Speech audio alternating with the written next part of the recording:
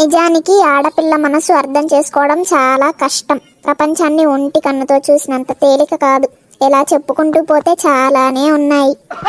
ఒసేయ్ సావిత్రి, ఏమిటే పెద్ద పెద్ద డైలాగులు కొడుతున్నావు?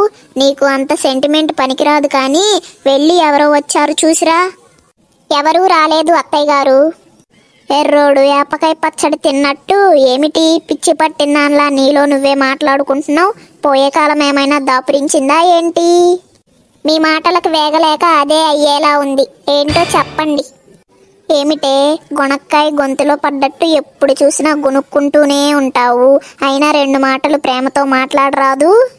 మా పుట్టింటి ఆస్తి అదే అత్తగారు, ఏం చేయమంటారు ఏంటి మరి? అంతేలే అమ్మ, పుల్లమ్మను చూస్తే ఎల్లమ్మకు ఎప్పుడూ వెటకారమే అన్నట్టుగా ఏదైనా ఉంటే తీసుకెళ్ళి నా కొడుకు చెవులో ఊదు. అదే చేస్తాలే అత్తగారు. ఇంతకీ తమరి పిలుపుకు కారణమేంటో? ఏమీ లేదులేవే కోడలా, కాస్త తల చీదరగా ఉంది, నూనె రాయరాదు? అలాగే రాస్తాను, కొంచెం ఆగండి, పూలు వాడిపోతున్నాయి, పెట్టుకుని వస్తా. ఓసిని, ఒళ్ళు కాలి ఒకడు ఏడుస్తుంటే ముడతలు పడిన చర్మానికి ఫేర్ అండ్ లవ్లీ రాసి పతంజలి పౌడర్ వేయాలి అందట. వెనకట నీలాంటి తింగరది ఒకటి. ఇప్పుడు పూలకు తొందర ఏమీ రాదులే, వచ్చి చూడవే. అయినా మింగలేనమ్మ ఊర్లు నమిలేయాలని కంకణం కట్టిందంట. అట్టా ఉంది మీ అవ్వారం. మీకు అంత తొందర ఏంటో? ఆ పక్కింటి పంకజం ఎదురింటి మీనాక్షమ్మతో కలిసి ఇంటింటికి తిరిగి ఆడముచ్చట్లు ఏడముచ్చట్లు ఆడా చెప్పుకుంటూ చెవులు కొరుక్కోవడమే కదా. అమ్మో అమ్మో అమ్మో, ఎన్ని మాటలు. ముందొచ్చిన చెవుల కంటే వెనకొచ్చిన కొమ్ములు వాడి అన్నట్టుగా నోటికి ఎంత వస్తే అంత మాట అనేయడమేనా? ఇప్పుడు నేను ఏమి అన్నాను? అయినా ఉన్నమాట అంటే సోయిలేనమ్మ తొంగి చూసినట్టు ఇంటింటికి తిరిగే వెంకాయమ్మ మనసులో ఏముందో ఎవరికి తెలుసు? పోవే తింగరదానా, ఎవరైనా వింటే నిజమే అనుకుంటారు. అయినా నాకు పని పాట లేదా ఏమిటి? వాళ్ల మాటలు లేకుంటే నాకు పొద్దు గడవదా? ఎందుకు గడవదు? తిని కూర్చుంటే పొద్దుపోక చేస్తుందా? నా మీద మాత్రం మీకు జాలి అస్సలు లేదు. అమ్మో అమ్మో, నువ్వు కోడలివేనా? అయినా తెచ్చిన 1,00,000 రూపాయల కట్నానికి మమ్మల్ని కూకోబెట్టి వాటితో మేపుతున్నట్టే మాట్లాడుతున్నావు. నా కొడుకు ఎర్రిబాగులోడికి మళ్ళీ నీ అందం చూసి కట్టుకున్నాడు. లేకుంటే గుణవంతురాలైన కోడల పిల్లని తెచ్చుకునేదానిని. అత్తని కూడా లేకుండా ఎంత ఆడిపోసుకుంటున్నావే.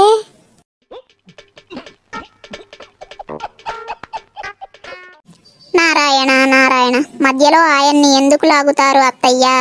తిరగలేనమ్మకు తిక్క వస్తే ముఖానికి సున్నం రాసి మ్యాట్నీలో కూర్చుందంట. అత్తపోరు పడలేక తల కొట్టుకునే కోడళ్ళని చూశా.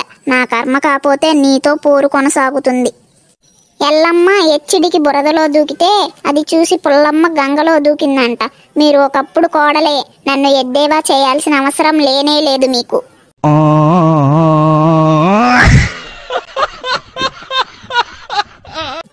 అమ్మా, ఓ అమ్మోయ్, ఏం చేస్తున్నారే లోపల?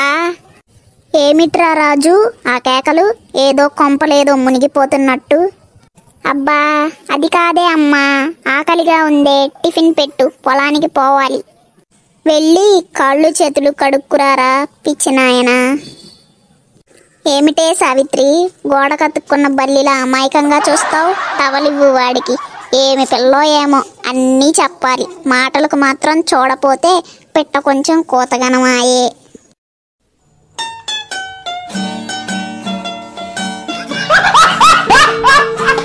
నేను టీ పెట్టడానికి వెళ్తున్నా, మీరే ఇవ్వండి. ఎంత పొగర్రా దీనికి, చూడరా రాజు. అబ్బా మళ్ళీ మొదలైందా మీ అత్త కోడళ్ళ పోరు? అదేమిట్రా రాజు అలా అంటావు? మరి ఏమనాలి? ఇంటిలో పోరు ఎంతెంత కాదు అని ఊరికే అనలేదు. ఇల్లు అలకవే ఎంకమ్మ అంటే ఇంటి చుట్టూ మంట పెట్టినట్టు రాత్రి అయితే చాలు పక్కన చేరి జోరీ గల అది చేసే రచ్చ అంతా ఇంత కాదు. ఏమిట్రా అమాయకురాల్ని చేసి నా ముందే అన్ని మాటలు అంటున్నావు? అలా పెట్టండి మీ సుపుత్రుడికి గడ్డి.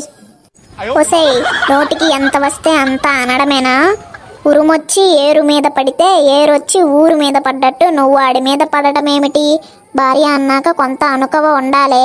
గడ్డి గాతాలు తినవలసిన కర్మ వాడికేంటి? నా యావదాస్తి వాడి సొంతం, నా బంగారు కొండ.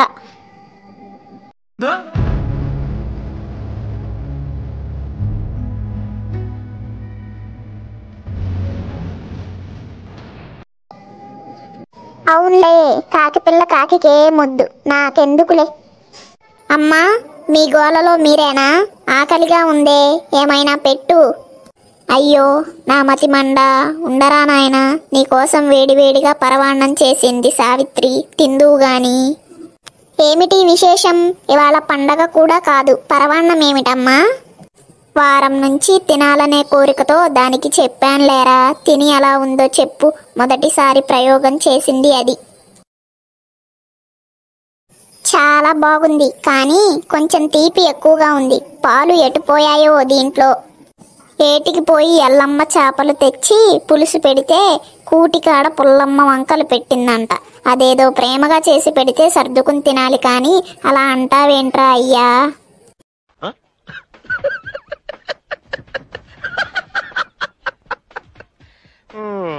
నేనేదో సరదాకి చురకలు పెడితే తోక కత్తిరిస్తావేమిటే అమ్మా? ఇంతకీ ఎదురింట్లో వాళ్ళ ఫంక్షన్ ఉంది, వచ్చి మరీ చెప్పారు. నాకు కుదరడం లేదు, మీరైనా వెళ్ళండి, నేను చెప్పడం మర్చిపోయా. ఓరిని బడవా, ఇప్పుడట్రా చెప్పేది? అసలే అన్నయ్య గారికి వేపకాయంత వెర్రి ఉంటే ఆ రంగమ్మకు గుమ్మడికాయంత ఉంటుంది.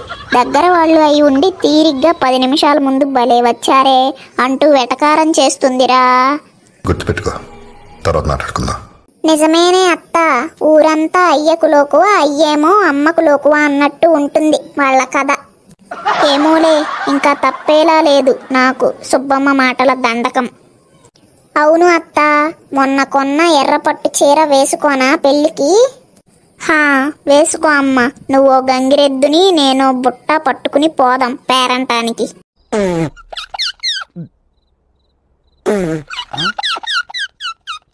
జంగమయ్య ఊరిలో కూర్చుంటే ఎర్ర సున్నం వేసిన గంగిరెద్దు ఊరు బయట బాతకాని వేసినట్టు నువ్వటు నేనిటు ఇద్దరం చెరో దారి పడదాం, దరిద్రం పోతుంది. అదేంటి అత్త అలా అంటావు? ఆ చీరకు ఏమైంది? ఏమీ కాలేదమ్మా, ఉడకపోస్తుంది మల్లమ్మ అంటే పాండ్స్ పౌడర్ రాసి ఎండలో నుంచో చల్లగా ఉంటది అన్నదట వెనకట ఊరు పేరు లేని నీలాంటమ్మ.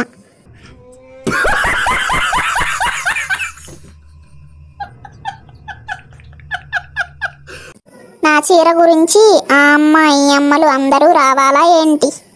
వద్దే, మీ అమ్మగారు పెట్టిన 2 చీరలు కట్టు చాలు ఎప్పటికి. ఊరు మొత్తం ఆడిపోసుకోవాలి కదా. రంగమ్మ కోడలకి జాకెట్ ముక్కైనా పెట్టదు పిసినారి, పైగా లచ్చల కట్నం అంటూ ఎత్తి పొడవాలని చూస్తున్నావే. ఆలు లేదు చూలు లేదు, కొడుకు పేరు అప్పలరాజు అన్నట్టు మిమ్మల్ని అనే ధైర్యం ఉందా? మీరు భలే ఊహించుకుంటారు అత్తయ్య గారు.